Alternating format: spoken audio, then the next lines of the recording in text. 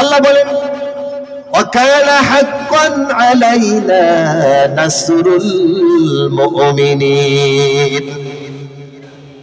মুমিনদের জন্য, যারা প্রকৃত ঈমানদার, যারা প্রকৃত মুমিন, তারা যখন মাঠে ময়দানে নেমে যখন সঠিকভাবে তারা কাজ করবে, ঈমানের চরম পরাকাষ্ঠা দেখাবে, আল্লাহ পাক বলতেছেন এই শ্রেণীর মুমিনদের জন্য সাহায্য করা আমি আল্লাহর উপরে ওয়াজিব হয়ে যায়। সুবহানাল্লাহ। যেমনি সাহায্য করছেন সাহাবা ইকরামদেরকে, সুবহানাল্লাহ, সাহাবা ইকরামদেরকে যত বিপদ মুসিবত পড়ছেন, যুদ্ধের ময়দানে নামছেন, দ্বীন ইসলামকে প্রতিষ্ঠা করার জন্য তারা সর্বাত্মক প্রচেষ্টা চালাইছেন, যত রকমের জিহাদ সংগ্রাম করছেন। এই যুদ্ধে, এই জিহাদে, এই সংগ্রামে অবশেষে বিজয় হয়েছে কি হয় নাই? বলেন, হয়েছে কি হয় নাই? আল্লাহ রাব্বুল আলামিন তিনি আকাশ থেকে ফেরেশতা কাতারে কাতারে নাজিল করে এই মুমিনদের অবস্থা দেখে আল্লাহ পাক সাহায্য করেছিলেন। সে আল্লাহ সুবহানাহু বলেন নাকি আগের চেয়ে দুর্বল হয়ে গেছে? নাউযু বিল্লাহি মিন যালিক। আমার বন্ধুগণ, ইব্রাহিম আলাইহিস সালামের দ্বিতীয় পরীক্ষা ছিল তখন বৃদ্ধ বয়সে, যখন ইব্রাহিম আলাইহিস সালাম যখন সন্তান আল্লাহর কাছে চাইলেন, শেষ বয়সে যখন আল্লাহ রাব্বুল আলামিন একটা সহনশীল, একটা সুন্দর, একটা সচ্চরিত্রবান ফুটফুটে একটা পুত্র সন্তান ইসমাঈল আলাইহিস সালামকে আল্লাহ পাক তিনি তাকে যখন তার পুরুষ জাতে আল্লাহ পাক যখন ইব্রাহিম আলাইহিস সালামকে সন্তান হিসেবে তাকে দিলেন, দান করলেন, সেই সন্তান ভূমিষ্ঠ হওয়ার পরে আল্লাহ পাক তিনি ইব্রাহিম আলাইহিস সালামকে আরেকটা পরীক্ষা নিলেন, আরেকটা পরীক্ষা দিলেন যে ইব্রাহিম আলাইহিস সালাম তিনি বৃদ্ধ বয়সে আমি আল্লাহ তাকে একটা সহনশীল, সুন্দর, ধৈর্যশীল, সচ্চরিত্রবান একটা সন্তান তাকে দিলাম। এই সন্তান পেয়ে দেখি না ইব্রাহিম সে আমার খলিল, আমার বন্ধু, সে আমাকে ভুলে গেল কিনা, আমাকে ভুলে গেল কিনা। আল্লাহ পাক আরেকটা পরীক্ষা নিলেন। আল্লাহ রাব্বুল আলামিন বললেন, ওগো ইব্রাহিম, তোমার এই সন্তানকে যে রাষ্ট্রে ইব্রাহিম বসবাস করতেন ওই রাষ্ট্র থেকে সৌদি আরব, কাবা ঘর অনেক দূরত্বে, এক রাষ্ট্র থেকে আর এক রাষ্ট্র। তখন কোনো প্লেন ছিল না, কোনো দ্রুত কোনো যানবাহন ছিল না, খুব কষ্ট করে মরুভূমি পাড়ি দিয়ে যাওয়া লাগতো।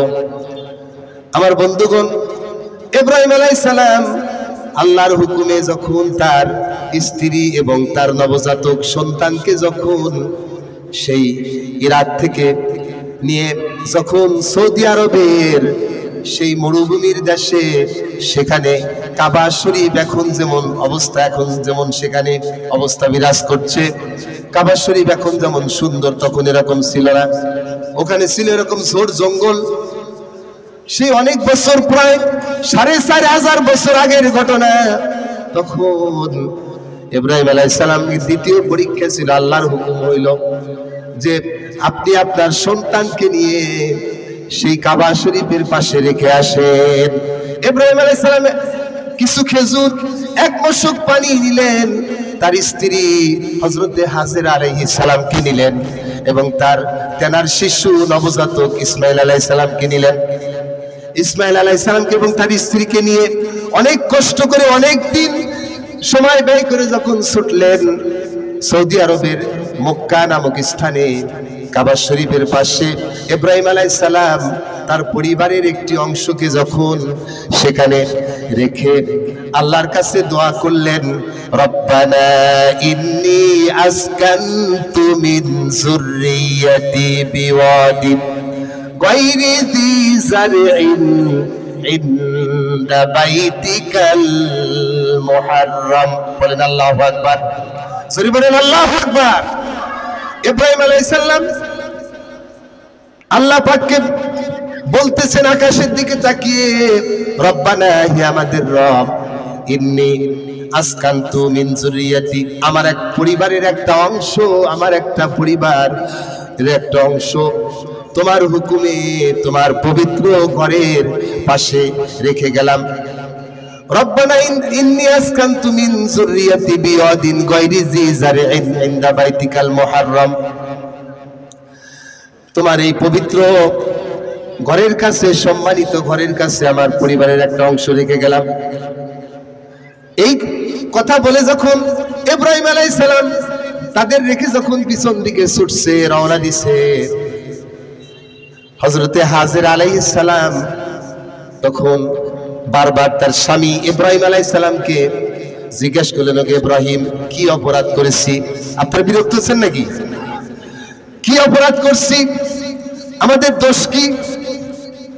আমরা যে দেশে থাকতাম অনেক দূর, সেই দেশে থেকে এখানে নেই জঙ্গল অবস্থা, এখানে হিংস্র পানি আছে, এই মরুভূমি, এই গাছপালায়, এখানে এনে এই একটা ঘরের পাশে আমাদেরকে রেখে চলে যাচ্ছ কেন? সমস্যাটা কি? ইব্রাহিম আলাইহিস সালামের পরীক্ষা চলছে। ইব্রাহিম আলাইহিস সালাম কোনো কথা বলেন না, আবার জিজ্ঞেস করছেন, আমার অপরাধটা কি? এখানে রেখে যাওয়ার কারণ কি? হাজেরা বলছেন, বুঝে ফেলছেন, ওকে ইব্রাহিম, তুমি যেটা রেখে চলে যাচ্ছ এটা কি আল্লাহর হুকুম নাকি? ইব্রাহিম আলাইহিস সালাম তিনি আকাশের দিকে মুখ দিয়ে বলতেছেন না, আঙ্গুল উঁচু করে স্ত্রীকে বুঝায় দিলেন, এটা আল্লাহর হুকুম।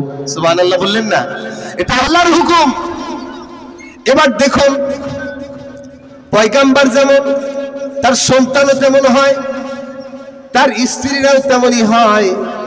হযরত হাজেরা আলাইহিস সালাম তিনি ইব্রাহিম আলাইহিস সালামকে বললেন, ওগো ইব্রাহিম, আমি বুঝতে পারছিলাম না, এটা যদি আল্লাহর হুকুম হয়ে থাকে তাহলে আর কোনো টেনশন নাই। যে আল্লাহ এখানে রেখে যাওয়ার হুকুম করছে, আমি আল্লাহর উপরে, ইব্রাহিম আলাইহিস সালামের স্ত্রী বলতেছে, আমি আল্লাহর উপরে এতটাই ভরসা রাখি যে আল্লাহ পাক এখানে রেখে যাওয়ার জন্য হুকুম করেছেন। ইব্রাহিম, নিশ্চিন্ত মনে ফিরে যাও, সে আল্লাহ রাব্বুল আলামিন আমাদেরকে এই মরুভূমির ভিতরে না খাওয়া মারবেন না। সুবহানাল্লাহ।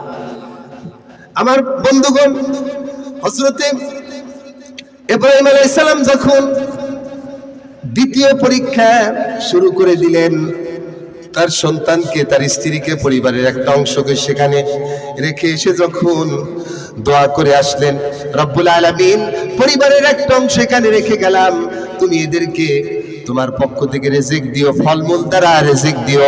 কোরআনে এগুলি সব বর্ণনা করা হয়েছে।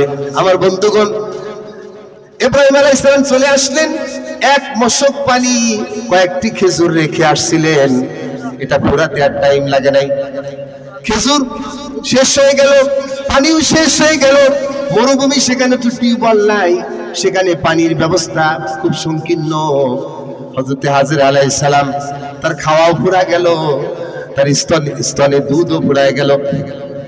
তেনার শিশু নবজাতক ইসমাইল, তিনি ছটফট ছটফট করা শুরু করে দিয়েছে।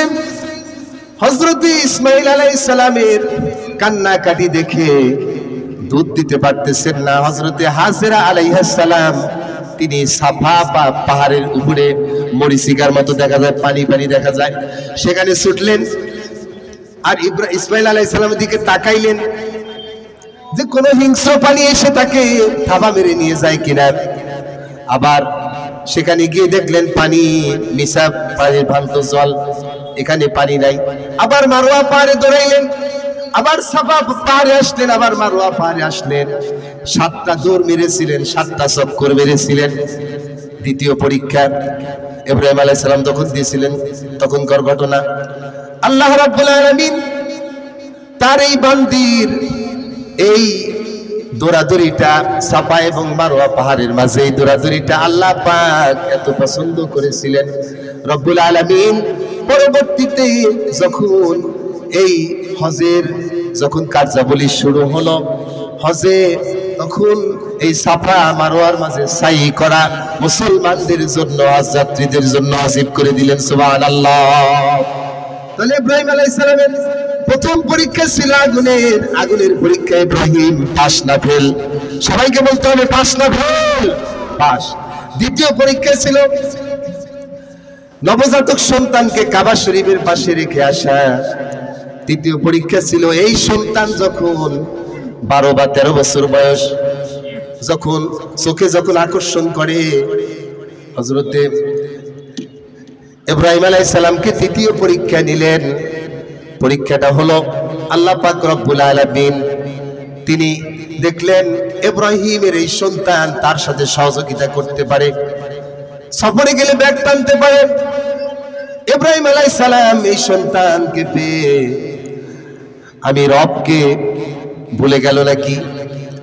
আল্লাহ পাক আরেকটা পরীক্ষা নিলেন যে সন্তানকে বেশি ভালোবাসে না আমাকে বেশি ভালোবাসে। আল্লাহ পাক তৃতীয় পরীক্ষা নিয়েছিলেন ইব্রাহিম আলাইহিস সালামকে। এই সন্তান যখন 12 বা 13 বছর বয়স হলো, এই অবস্থাতে আল্লাহ পাক তাকে স্বপ্নে দেখাইলেন, ইব্রাহিম আলাইহিস সালামকে স্বপ্নে দেখাইলেন ইসমাঈল আলাইহিস সালামকে জবাই করতেছে। এরপরে যখন ঘুম থেকে উঠে তাকে শুনিয়ে দিলেন, ফালাম্মা বালাগা মাহু সাইয়া ক্বালা ইন্নী আরা ফিল ক্বালা ইয়া বুনাইয়া ইন্নী আরা ফিল মানাম আন্নী আসবাহুক ফানজুর মাযা তারা। হে আমার কলিজার টুকরা সন্তান, স্বপ্নে দেখি তোমাকে আমি জবাই করতেছি, এবার তোমার অভিমত কি, রায় কি, সেই রায়টা আমাকে শোনায় দাও। বাপ যেমন বেটাও তেমন, সুবহানাল্লাহ বলেন। আমি কথা শেষ করে দেব, দ্বিতীয় বক্তা আসছে। হ্যাঁ, আমি অতি সংক্ষেপে, হুজুর কষ্ট নেবেন না, একটু কথাটা শুধু শেষ করি বলবো, আপনাকে বসার থেকে বলার পথে বলেছি। আমার বন্ধুগণ, হযরতে ইব্রাহিম আলাইহিস সালাম ইসমাঈল আলাইহিস সালামকে বললেন যে ওগো আমার কলিজার টুকরা সন্তান, স্বপ্নে দেখি তোমাকে জবাই করতেছি, এবার তোমার অভিমতটা কি, রায়টা কি আমাকে শোনাও। পয়গাম্বরের সন্তান, হবু পয়গাম্বর, সুবহানাল্লাহ বলেন। হবু পয়গাম্বর, তিনি ভবিষ্যতে পয়গাম্বর হবেন। তিনি উত্তর দিলেন, ইয়া আবাতি ফাআল মা তুমারু সাতাজিদুনি ইনশাআল্লাহু মিনাস সাবিরিন।